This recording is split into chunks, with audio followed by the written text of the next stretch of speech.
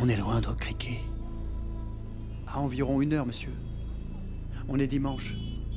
Ça roule bien, me répond Chica en s'engageant sur une voie au revêtement pour le moins capricieux.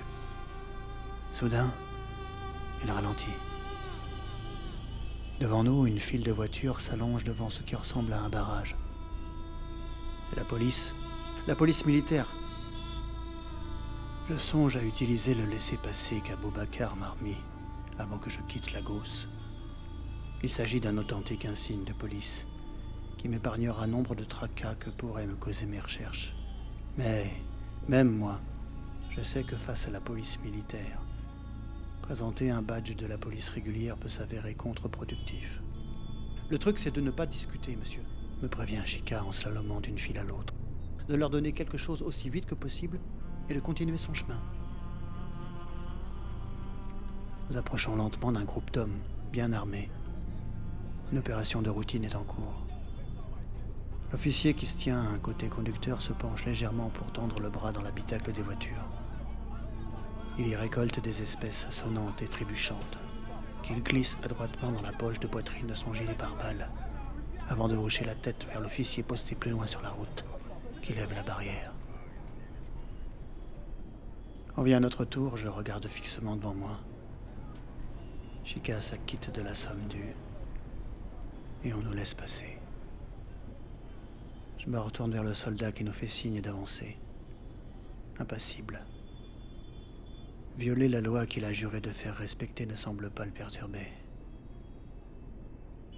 Ils sont là toute la journée, et la nuit aussi.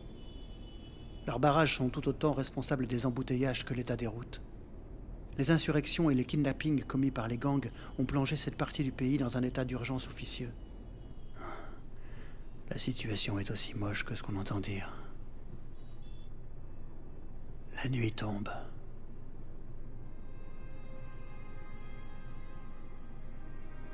La seule source de lumière provient désormais des phares des autres voitures.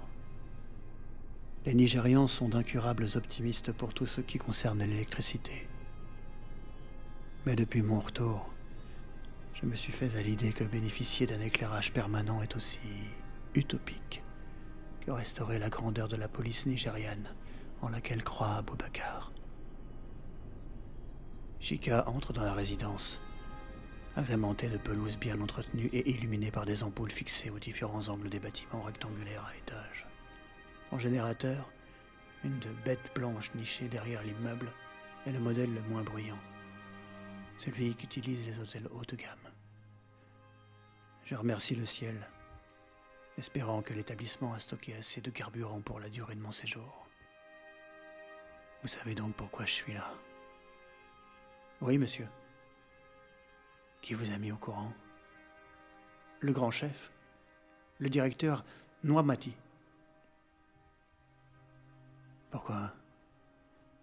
Vous travaillez à la banque? Je suis le chauffeur et l'assistant personnel du directeur. Je serai disponible à partir de 7h30.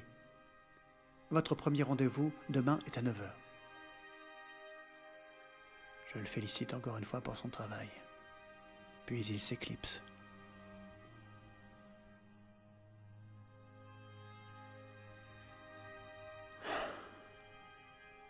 La maison me manque déjà. Le sommeil ne vient qu'une fois que j'ai réussi à remplacer l'image de ma femme dans les bras d'un autre par le souvenir de son baiser sur mon front à la fin d'une longue journée, assorti de son murmure. Dors bien, mon chéri.